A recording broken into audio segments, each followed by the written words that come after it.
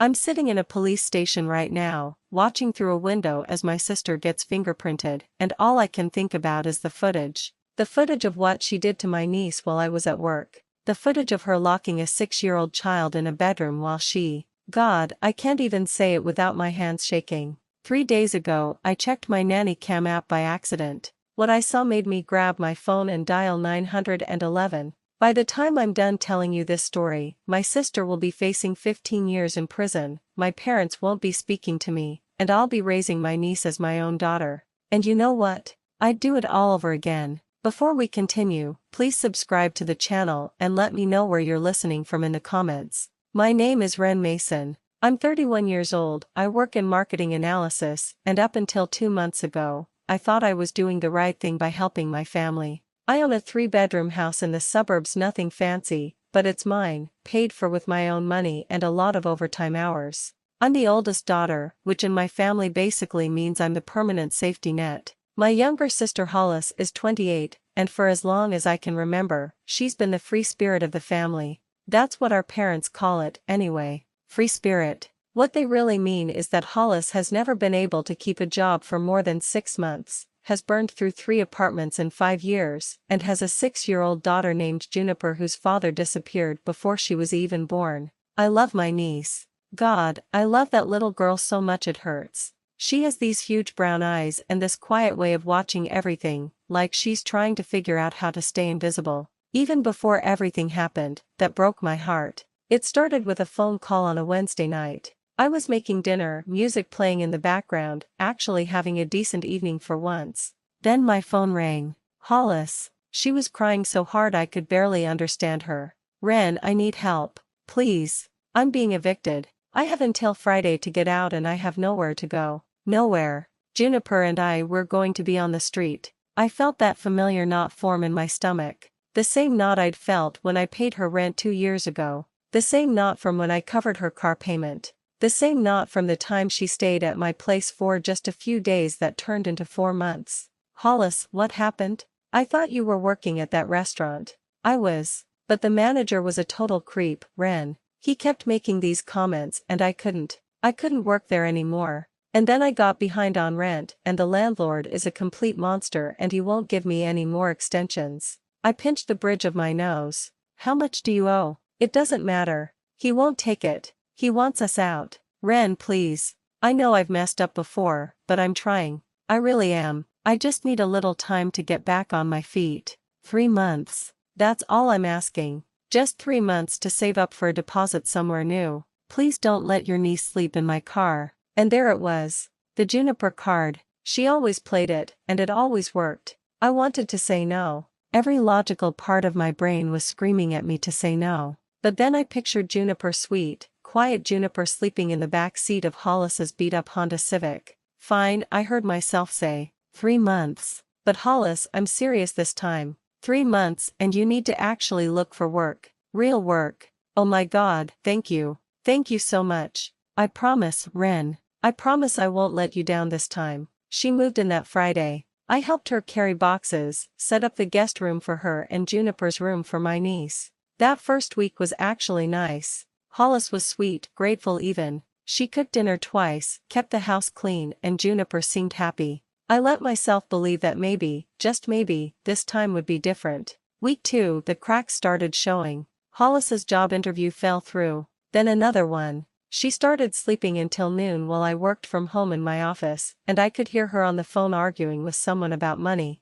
When I asked about it, she got defensive. God, Wren, can I have some privacy? I'm dealing with some stuff, okay? By week 3, I noticed $20 missing from my wallet. Just $20, but I knew it was gone. I'd counted it that morning. When I casually mentioned it, Hollis looked at me like I'd slapped her. Are you seriously accusing me of stealing? After I'm going through the hardest time of my life? After everything you know about my situation? Wow, Wren, just wow. I felt terrible. Maybe I had miscounted. Maybe I'd spent it and forgotten. Week 4, Hollis asked to borrow my car for a job interview. A real one this time, she promised. She returned it at 2 in the morning with an empty gas tank and a scratch on the bumper. The interview ran long, she explained, not meeting my eyes. And then I had to pick up Juniper from my friend's place because the interview was during her bedtime and I couldn't bring her with me. I wanted to ask which friend.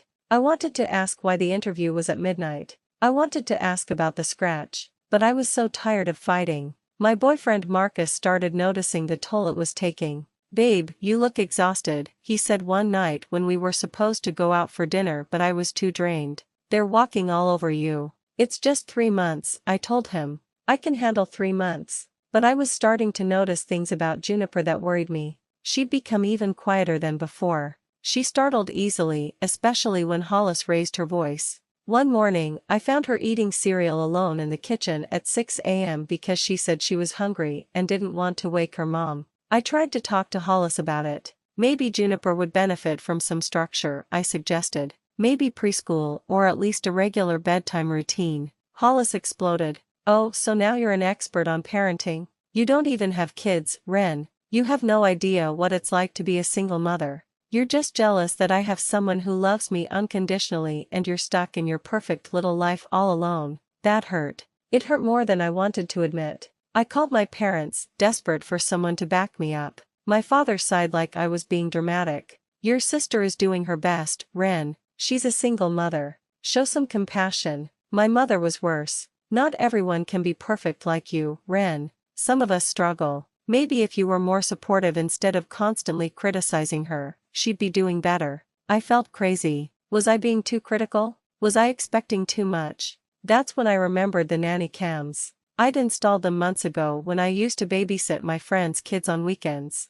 They were just sitting in a drawer after the batteries died, and last month I'd finally gotten around to replacing them. I told myself it was just to check on Juniper during the day, make sure she was eating, make sure she wasn't sitting alone for hours. I installed them in the living room, kitchen and hallway. Small, discreet, motion-activated. I didn't tell Hollis because I knew she'd flip out and accuse me of not trusting her, and honestly, I didn't have the energy for another fight. The cameras had been up for 2 weeks, but I'd been so swamped at work that I hadn't even opened the app. Until that Tuesday. I was stuck late at the office for a presentation that ran over, and I called an Uber around 8 p.m., sitting in the back seat, watching the city lights blur past. I remembered the cameras. I pulled out my phone and opened the app, thinking I'd just peek to see if Juniper had eaten dinner. What I saw made my blood turn to ice. The timestamp showed 3:47 p.m. earlier that afternoon. Hollis was in my living room with 2 men I'd never seen before. One of them was stumbling, clearly drunk or high, and he knocked over my lamp. They were all laughing. And there in the corner of my living room was Juniper. She was sitting on the floor with an iPad, headphones on, completely still like she was trying to disappear into the wall. I watched as Juniper took off her headphones and said something. The audio was clear. "Mommy, I'm hungry." Hollis whipped around, and the look on her face made me flinch even through the screen. I said, "Wait. Go to your room, now." Juniper's little face crumpled. She started crying and walked toward the hallway. The hallway camera picked her up next. And then I saw it. Hollis followed her, shut the bedroom door, and locked it from the outside. She locked my 6-year-old niece in a bedroom and walked away. Miss, are you okay?" The Uber driver was looking at me in the rearview mirror. I realized I was shaking, tears streaming down my face. I need you to drive around the block. Don't take me home yet. Just drive." My hands were trembling so badly I could barely hold my phone, but I started scrolling back through the footage. Hours and hours of footage I hadn't watched. And what I found made me want to scream. Day 3, a man came over in the afternoon. He and Hollis disappeared into the guest room for exactly 1 hour. When he left, he handed her cash.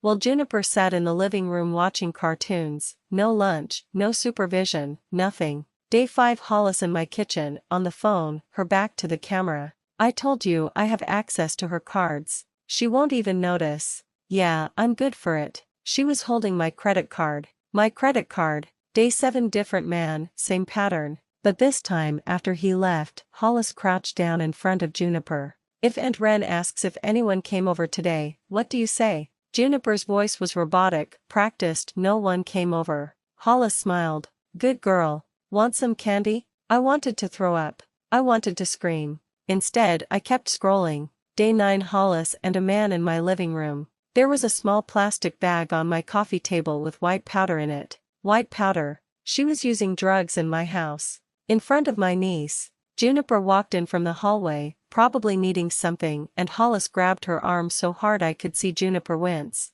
What did I tell you? Room. Now. The lock clicked. Again. Day 12. A man Hollis called Dax was there. He was over constantly in the recent footage. Hollis had Juniper sitting on the couch between them. This is your new daddy, okay? You call him Daddy Dax. Juniper looked confused, scared. But my daddy is Hollis cut her off. Your daddy is gone. Dax is your daddy now. Say it. Juniper was crying. Daddy Dax. Day 14. Hollis was in my home office. My home office that I'd specifically told her was off limits. She was going through my files, photographing my social security card, my birth certificate, my bank statements with her phone. I called Marcus. He answered on the first ring. Hey babe, where are you? Thought you'd be home by Marcus. My voice didn't sound like my own. I need you to come to my house. But don't go inside. Park down the street. I need you right now. 20 minutes later, I was sitting in his car showing him the footage.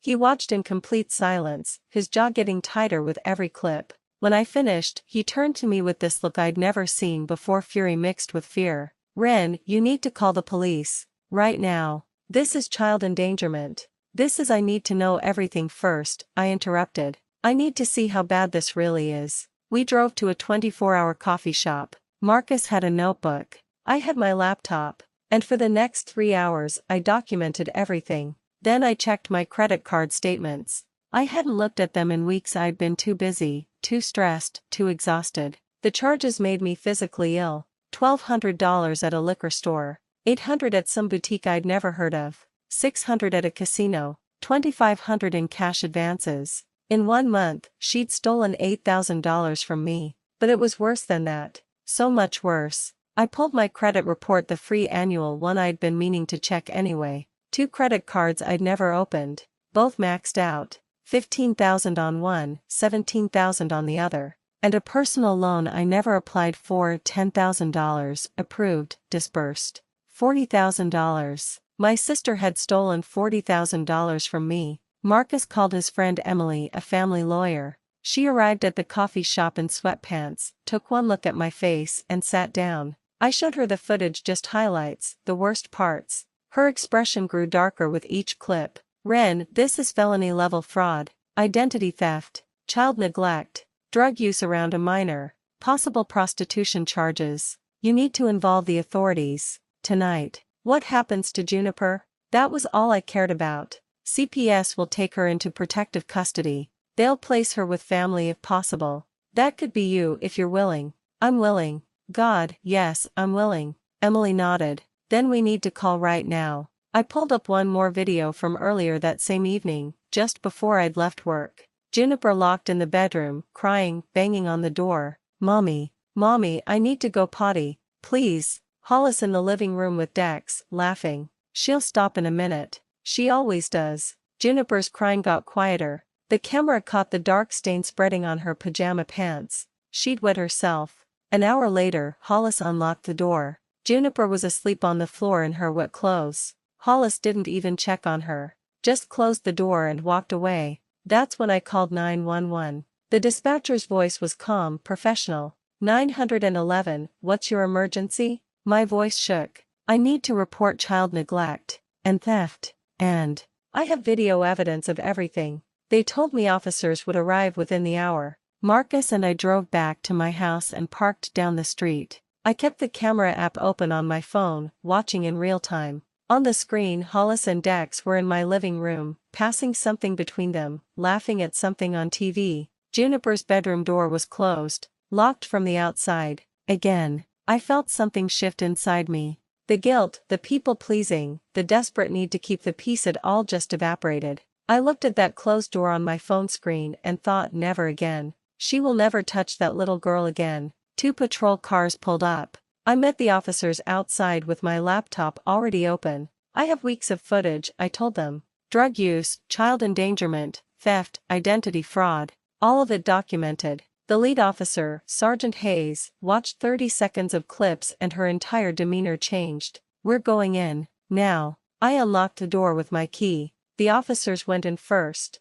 Hollis and Dex were on the couch, and the panic on their faces would have been satisfying if I wasn't so focused on getting to Juniper. Dex tried to run. He didn't make it far. Turned out he had an outstanding warrant. They cuffed him immediately. Hollis started screaming. "Wren, you called the cops on me. What is wrong with you? I'm your sister." I didn't respond. I walked straight past her to the bedroom. Sergeant Hayes was already there, trying the locked door. "Key," she demanded, holding out her hand to Hollis. Hollis was crying now, fumbling in her pocket. "This is insane. This is abuse. I'm being targeted." The door opened. Juniper was awake, pressed against the far wall under the bed, terrified. She looked so small, so scared. When she saw me, her face crumpled. "And Wren?" I dropped to my knees. "I've got you, baby. I've got you. You're safe now." She ran into my arms and I held her so tight, feeling her tiny body shaking against mine. Behind me, I heard the CPS caseworker introduce herself. "Linda Torres," she said her name was. But I couldn't focus on anything except Juniper's heartbeat against my chest. Hollis was arrested. They read her rights while she screamed and cursed at me. "You've ruined my life. You've destroyed this family. Mom and Dad will never forgive you for this. Never." I looked at her, really looked at her, and felt nothing.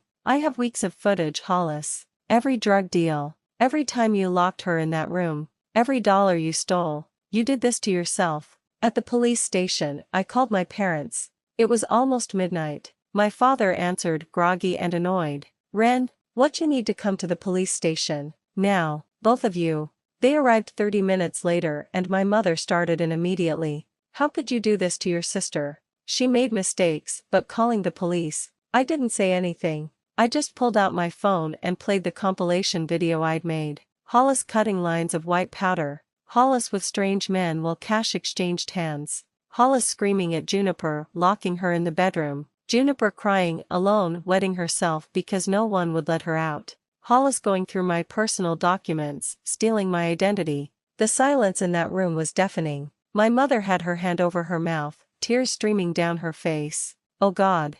Oh my God." My father looked like he'd aged 10 years. "I didn't. We didn't know it was this bad. She's been doing this for weeks. In my house." "To your granddaughter," I said, my voice steady now. "And every single time I tried to tell you something was wrong, you told me I was being judgmental. You told me I wasn't being supportive enough. You made me feel crazy for seeing exactly what was happening." My mother reached for my hand. I pulled away. "I need space from both of you right now. You enabled this for years. You made excuses. And Juniper paid the price." CPS granted me emergency temporary custody that night. Background check, home study. They expedited everything because of the severity of the case. Hollis was held without bail. "Flight risk," they said. And the severity of the charges. 3 days later, I'd converted my home office into a bedroom for Juniper. Princess bedding, stuffed animals, nightlights, everything soft and safe. Marcus helped me paint it lavender because Juniper said that was her favorite color.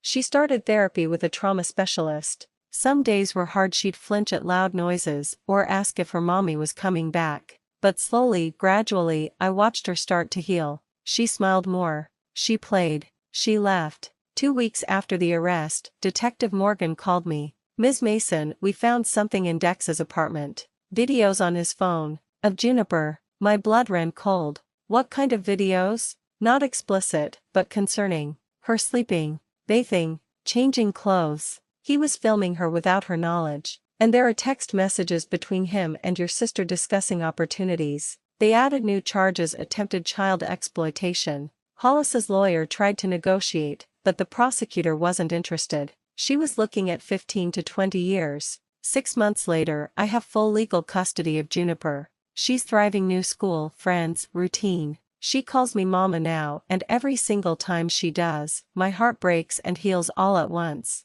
Marcus proposed last month. I said yes. We're planning a small wedding and Juniper will be the flower girl. My parents are slowly rebuilding trust with me. We're in family therapy together. It's not perfect, but it's progress. Hollis's trial is next year. She still claims she's innocent, that I set her up, that I'm the villain in this story. But last week, on Juniper's 7th birthday, I watched her blow out candles surrounded by friends, laughing, genuinely happy. And I knew I'd made the right choice. People ask if I regret installing those cameras.